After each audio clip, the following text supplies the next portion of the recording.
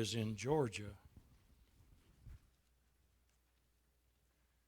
And it is especially important to me to know that we have a man in our pulpit most of the time that the whole brotherhood wants to hear. And I'm so grateful that Barry is here and that his family, Celicia and Kaysen and Miranda and Veda, are with him. What a great asset they are to this congregation and have been for so many years. I hope you keep him in your prayers and them each time. I'm grateful to the elders this morning for asking me to do this.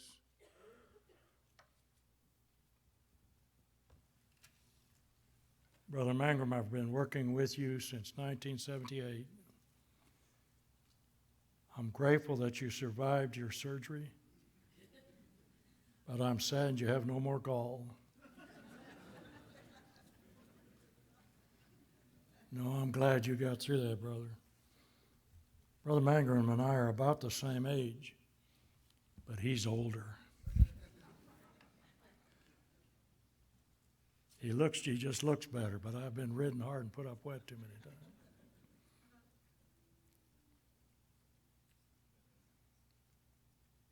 Most of the time, my mom was cruel in the way she talked to me, but she was still mom. She was not a Christian, but she was still mom. She was dysfunctional, but she was still mom.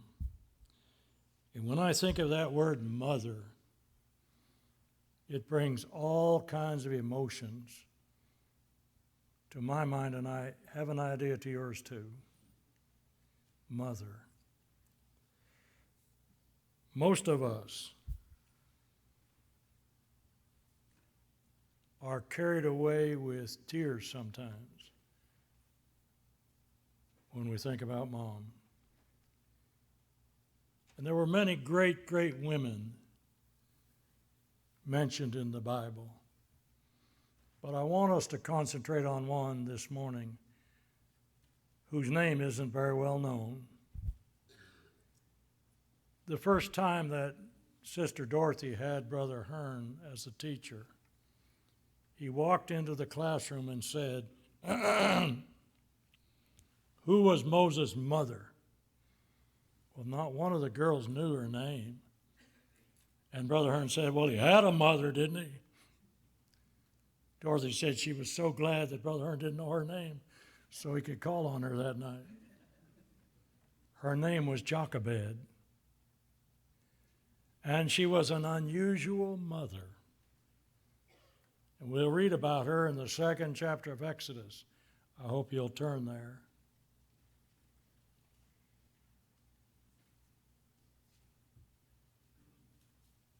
There it came.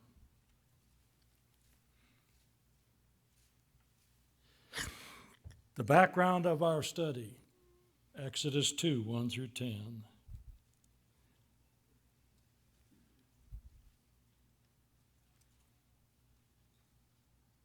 Well, it's not clicking for me, folks. The last time I was here, this did the same thing. I think there's a little genie back there. Come on, Danny, what's wrong with it? Run it for me. Click it to the next one. Let's notice that Jochebed entered a good marriage. And there went a man of the house of Levi and took to wife a daughter of Levi. She was of the priestly class, the Nephilim, the servant class to the priests. So was he. Their backgrounds were similar and compatible. Both of these came from a noble parentage, both Jochebed and Amram. They both came from a moderate social position. They had a lot in common when they got married. Today, not much thought is given as to the background of both marriage partners. Whom did I marry? Who is she? Who is he? Very seldom asked. Compatibility is a wonderful thing. In a good marriage, a man and a woman complement one another. That is, she's a helper suitable, he's the leader. They go together like a lock and a key, and they form a functioning unit. Together, they can accomplish that which neither alone can get done. It cannot be accomplished by two locks and two keys either. It's one lock, one key. Each is distinct, the lock and the key, but neither is complete without the other. It don't work that way. The key's role is different from the role of the lock. They're not identical. They're not interchangeable. Yet, neither is superior to the other. You need both the lock and the key. The key's not superior to the lock, neither the lock to the key. So it is with men and women. Together, they form a functioning unit. Jochebed and Amram worked together. Because of their backgrounds, they were complementary, compatible. They were neither alone in any sense. They were incomplete if alone. They were not a unit.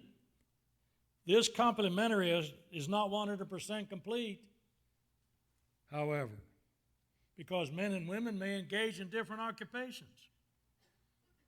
But still, when it comes to the unit, they function together.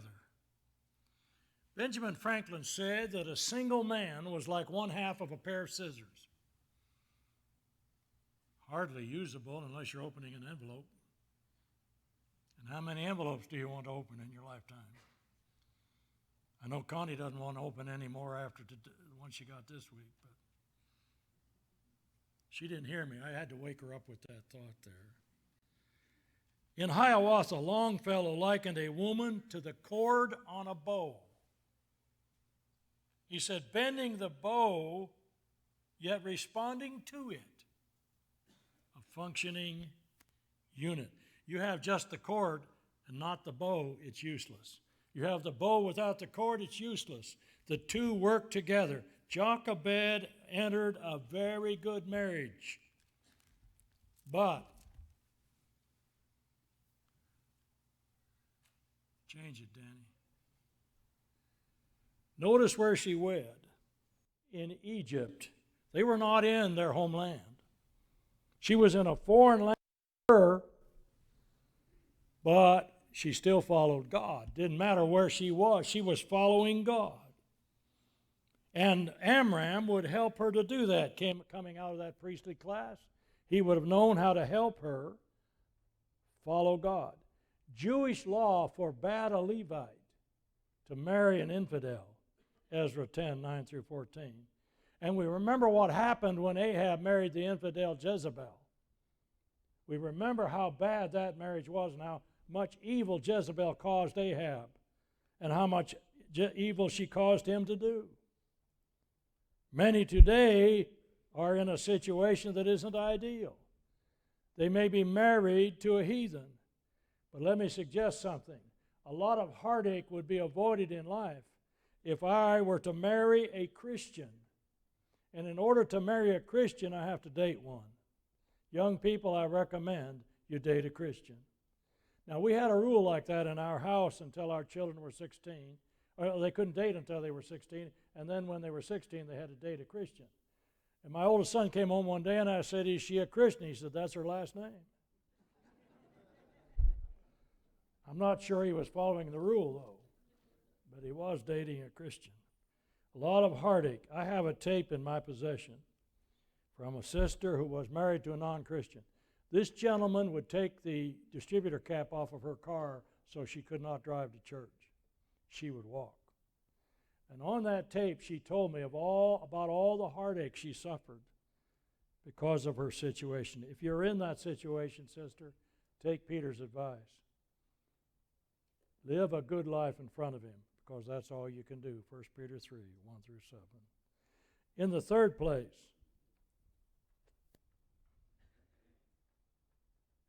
this woman we're studying this morning was truly moral. Look at verse 2.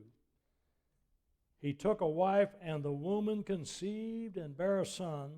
And when she saw him he was a goodly child, she hid him 3 months. Young people, Jochebed waited until she was married to be intimate with her husband. If not, it's called fornication. And it is only marriage, young people, that allows for this situation.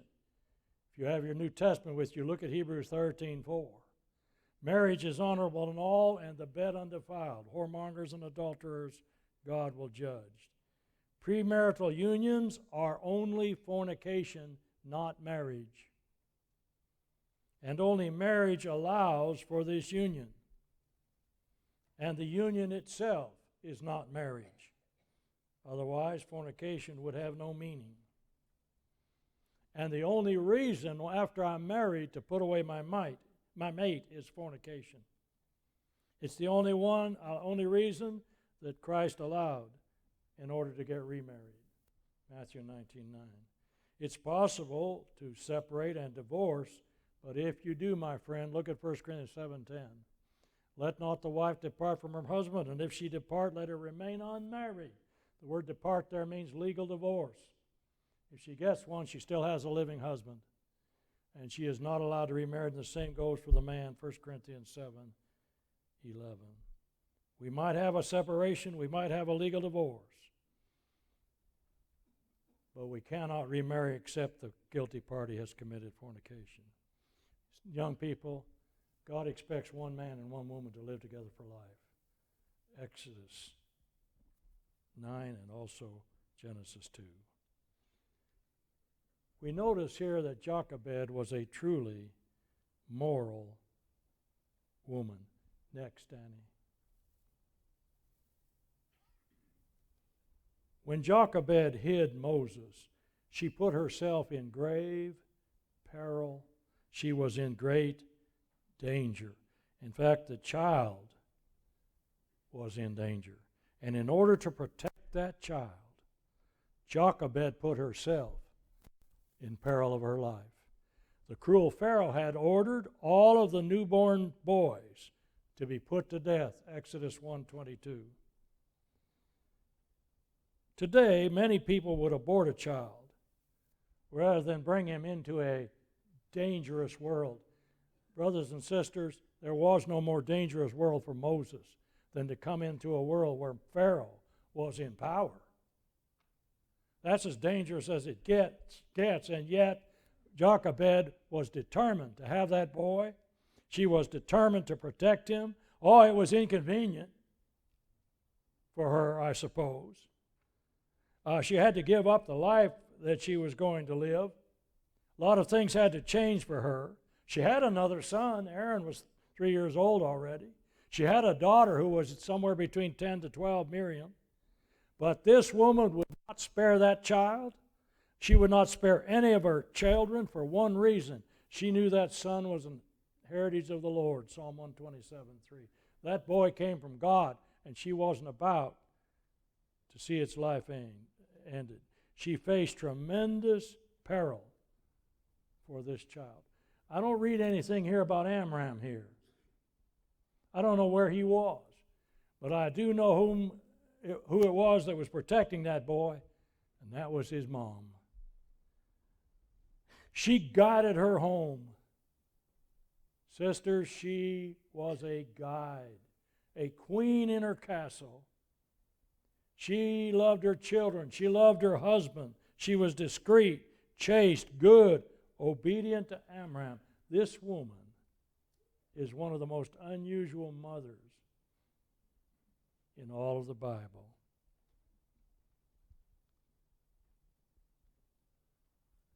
Look at verse 3. And when she could not longer hide him, she took for him an ark of bulrushes, daubed it with slime and with pitch, and put the child therein. She laid it in the flags, reeds, by the river's bank. Her moral nature, as a young girl, that's the way she was. She waited till marriage. Her moral nature figured out a way to save her son. Infant life, as we all know, is very perilous. You can't just leave him lying there by the river. She could have, and that would have caused her not to have a problem any longer. She could have just said, well, I'll just leave him here. The government of the day would not have persecuted her. They were setting out to kill the boy anyway. You know, we have a lot of people who think if a thing is legal, it's moral. Oh, no. Abortion's legal, but it isn't moral, folks. Homosexuality's been made legal, but it is still not moral.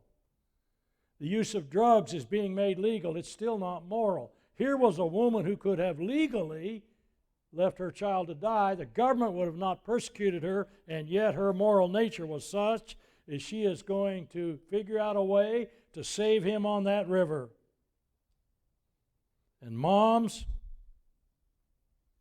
too many of our children today are being set adrift on the river of life without any protection. The river of the Nile is not nearly as dangerous as the river of life is out there today. The Nile River had no TV, no movies, no books, no drugs, no bad people, just a little basket. But Jochebed's moral nature helped her figure out a way to save her son. What an unusual mom. River's dangerous. I'll put him in a basket. I think about Lois and Eunice when I think about Jochebed. His father, Timothy's father, was not a Christian, but his mom and grandmom were. 2 Timothy 1:5. And Paul exclaimed, when I call to remembrance the unfeigned faith that was first in thy grandmother Eunice and then in thy mother Lois. I know where you learned all this, Timothy, from mom and grandmother, who know how to keep those children safe, even in a river. What an unusual mom.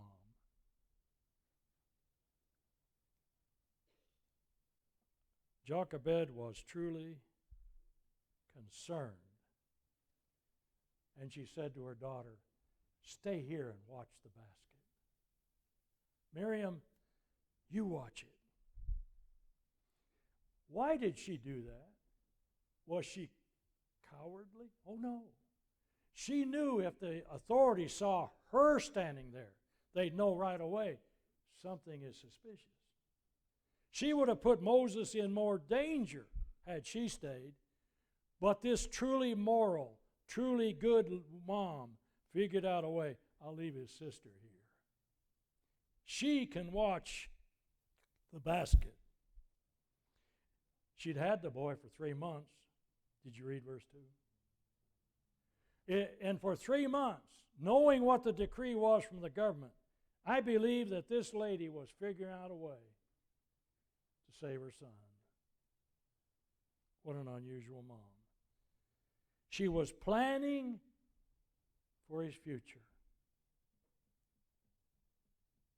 My youngest son tells me, and he's in the business of family therapy. In fact, he's a licensed family therapist.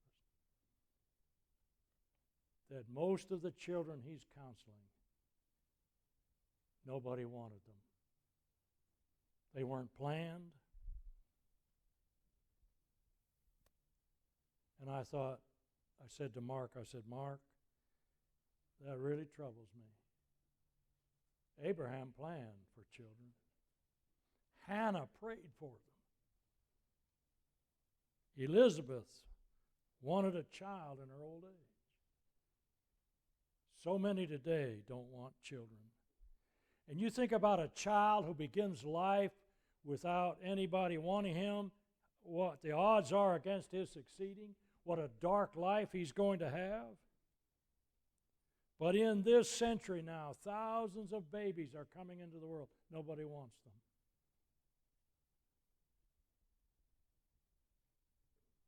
But a new life, isn't that a moment to rejoice?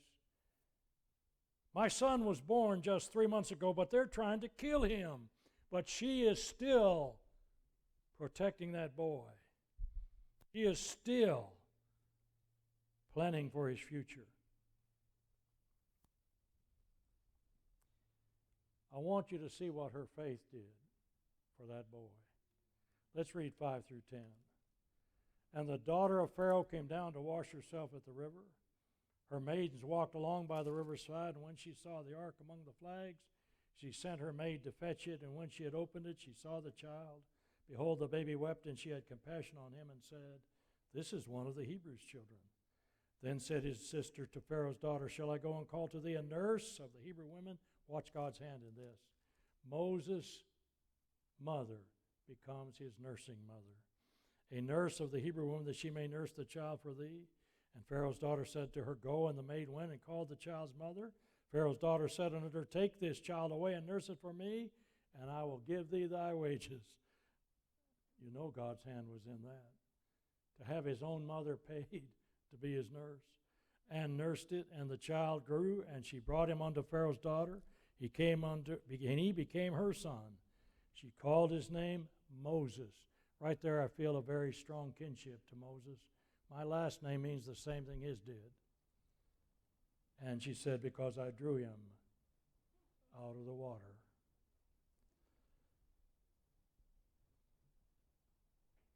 Let's ask Jochebed. How did you do this? Faith. And faith in God was the preserving influence of Moses' life. Parents, many of your children are anxious to leave home. I know that. Mine were. And sometimes they're so anxious to get away that they'll be very extreme. Sometimes they get us all upset. Sometimes we may even want to blame ourselves, but I'm going to say something to us. Let him grow, let her grow. The only two things that we can give our children, those are the two things that Jochebed will give Moses. She gave him faith in God and wings to fly on his own. I know that's hard. You know, when an eagle's young are ready to fly, she kicks them out of the nest. They flop all over the place trying to fly, and then they start to drop. She swoops under them and catches them, goes back up in the air and dumps them out again. She's made that way by God, the eagle is. That's why your Bible says that God carries us on eagle's wings.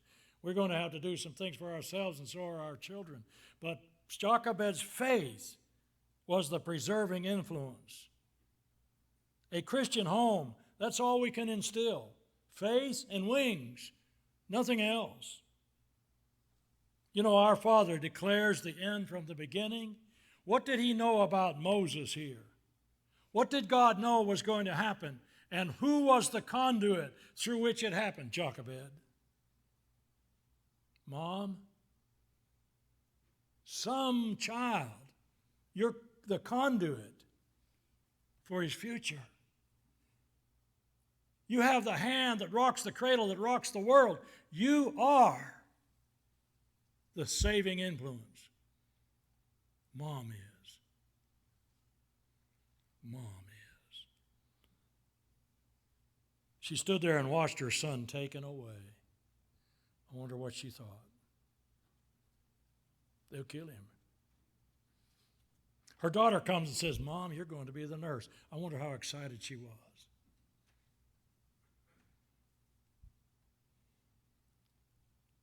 Moses, the greatest prophet next to Christ, her son. And if it had not been for Jochebed, I wouldn't even be talking about Moses this morning. Mom, What's your moral nature? I know you're concerned about your children, but what's your moral nature?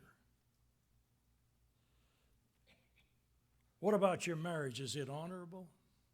Do you keep it that way? I think that one day a year is far too little to honor our moms.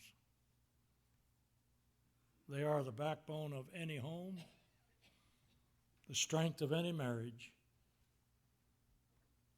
and I would say that about the church too.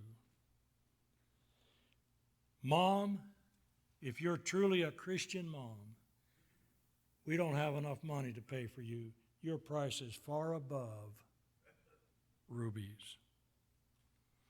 And that faith you have in God is paving the way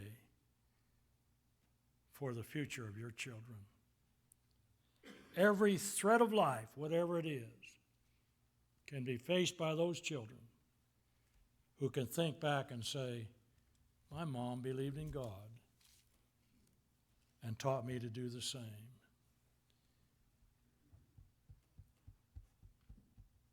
Is there a lady here this morning who's not a Christian? I recommend that's the way to go. It's the only way to go. What's a Christian? A Christian is a person who's heard that Jesus died, was buried, and rose again the third day and believes it. And he acts on that faith by making a decision to do what God tells him to do. Acts 2:38. And God said, confess the name of my Son before witnesses. Romans 10:9 and 10. And God said, be immersed in water. And as you come up out of that watery grave of baptism, I'm going to take away all your past sins. Acts 22:16. What's a Christian? A baptized believer in Christ. Who puts you into Christ? God does. And moms and dads, let's just be faithful. But at the same time, let's pass that faith on to our children. You may have a need this morning. Make it known while we stand and while we sing.